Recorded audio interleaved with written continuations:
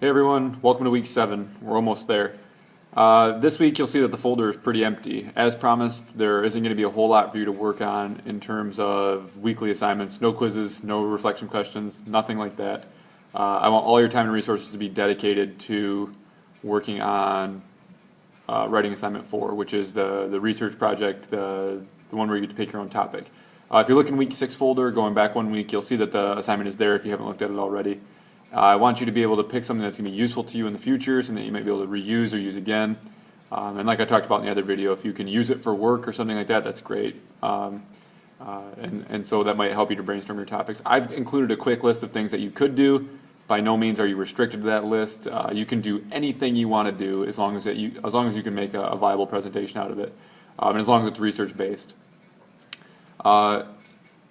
So having said that, I want it to be a visual multimedia presentation, one that you could deliver orally to a group of people. Obviously you're not going to do that, but shoot for about 10 minutes in length if you did have to present. You can include short videos if you want to, or clips, or whatever.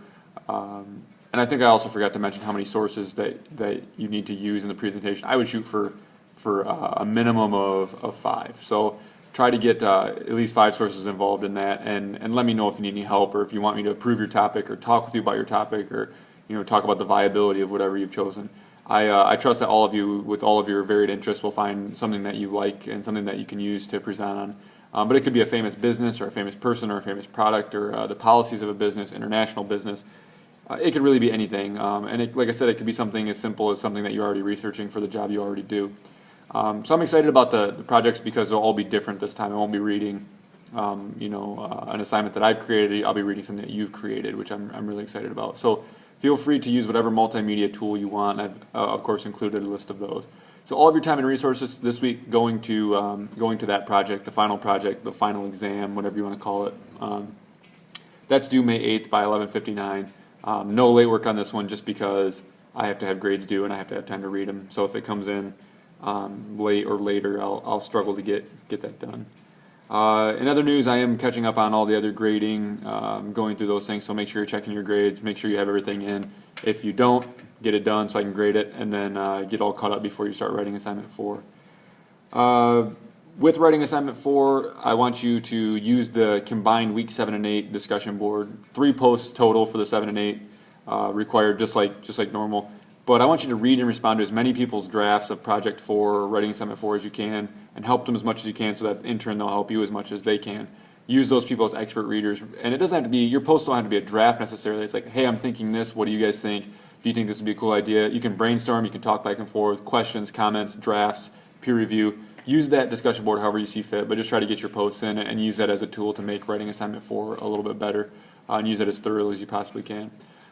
As always, I'm at your disposal if you need me. I know freedom on projects freaks some people out, and it makes them feel like there's a lot more responsibility on them, and that's kind of true, but I'm not trying to stress you out. I'm just trying to show you that I want you to be able to construct something that's going to be useful. So I've created 3. I'll allow you to create 1. If you can't think of anything, you're struggling, you can always talk with me, talk with your peers, and maybe we can help you to brainstorm something. But like I said, I'm not too worried about that. In fact, I'm worried about the opposite. You'll have tons of ideas and have to narrow it down to the one you really want to present on or write about. So it's less of a writing assignment this time, more of a digital electronic project, more of a presentation thing. So review some of the presentation chapters, review Troika, OWL, North Carolina website, all the APA stuff I've posted. If you have trouble with footnotes, or if you have trouble with reference lists, you can find information there. You can ask me. I'll try to post some examples this week of stuff that I'm looking for and all that good stuff. So we're winding down. Week 8 will be the same. You'll just be working through your project, and you'll have basically 2 full weeks. So I expect that these projects will be, highly thorough, visually pleasing, and fun to read, just because you do have so much time to work on them. So I would encourage you to not wait until the end of week 8 to start rolling on these. That you get on them sooner rather than later, just because you do have the time. I know you're still working on Project 3, and you're still rolling on that. Hopefully you're done by the time you watch this video. But just make sure everything's wrapped up nicely, all your assignments are turned in before you go on to the final project. I'd hate for you to do the final project and end up not passing because of something you missed early on. So just make sure you're checking up on your grades. As always, email with questions, and if you need clarification, check the rubrics and see how you're doing. And most of you are doing really well. So thanks for getting things done in week 6. I hope that week 7 and 8 give you a little bit of a breather and allow you to focus on the project. I'd like to say, as we're winding down, I hope you are enjoying the course or have enjoyed the course and it was set up in a way that was helpful to you. The course evaluations are probably going to be available here pretty soon. I ask that you do take the time to fill those out, just because it makes a big difference to me and to Northwood. Whether or not I'm going to come back as a teacher and continue to do this as my my part-time job. So please be honest. Please fill those out. They're completely anonymous. They will in no way affect your working relationship with me or your grades. I won't be able to see them until after the course is closed and your final grades have been posted. So be as honest as you need to be. Be complimentary if you feel like it. I always appreciate positive feedback. But if something didn't work for you or something I did wasn't helpful, please let me know that as well, and I'll make those changes accordingly for the summer course and the summer terms.